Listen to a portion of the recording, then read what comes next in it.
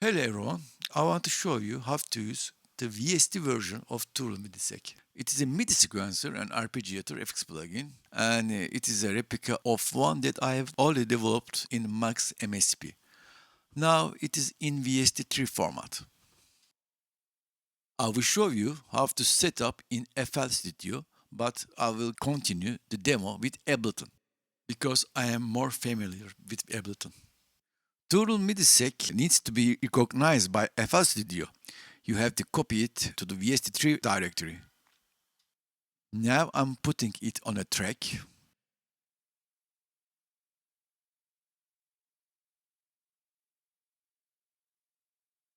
Then a synth plugin.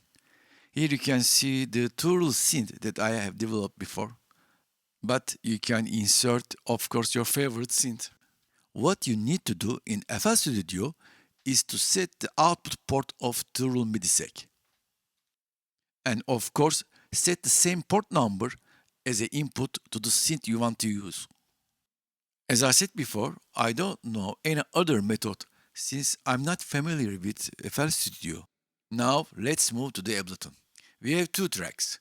One is a drum and the other is a synth. I'm gonna apply the MIDI effect to that synth. Now let's listen the simple cheesy chord progression that I have done before.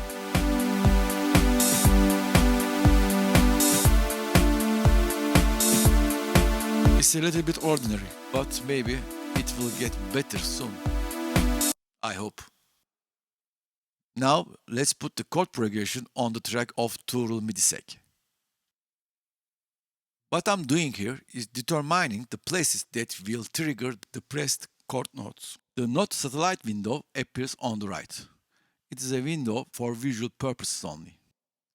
As you play, you will understand what it means. 2RuleMidiSeq has an InBuilt SineWave synth. The purpose here is to be able to listen roughly the sequence written here.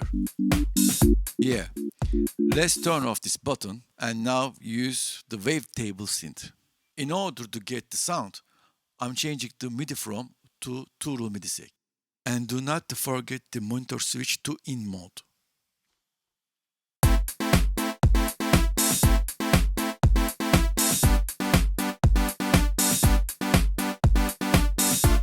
I can add new triggers.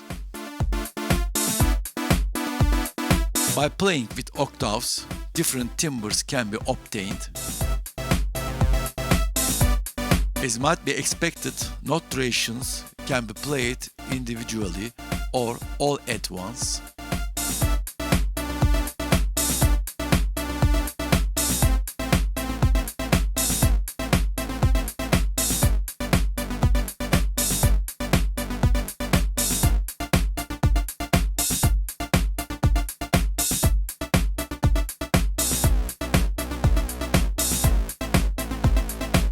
In addition, syncopated flows can be obtained by changing the number of steps. With the bar number parameter, you can set the ReSync moment.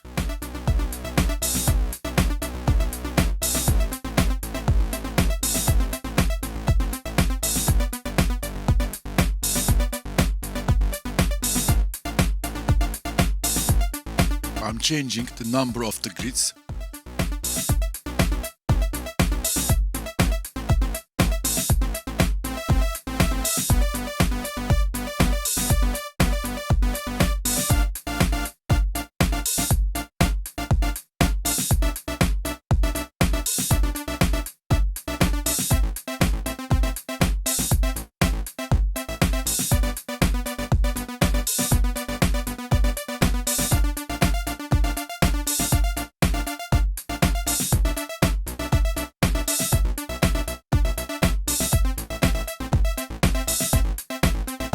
I'm starting to get a little silly.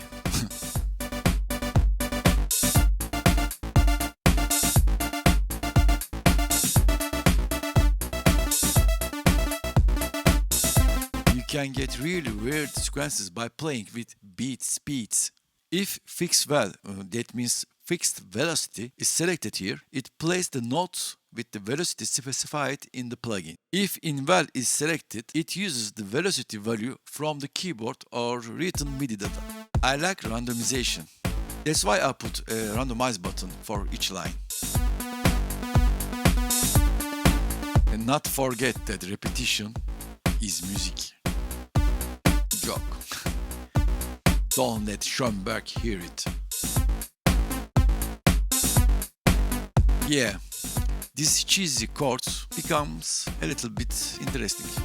Maybe a little bit.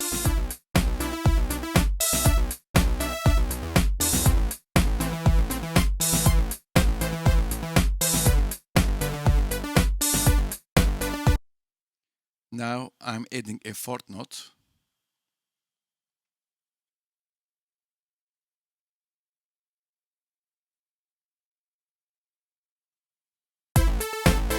Oh, let's make it staccato.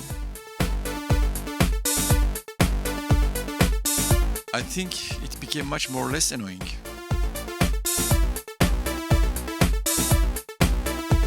Now I would like to briefly talk about the note sorting algorithm. If sorted is selected, the incoming notes are sorted according to their pitch, from the lowest to the highest, starting from the first one, of course.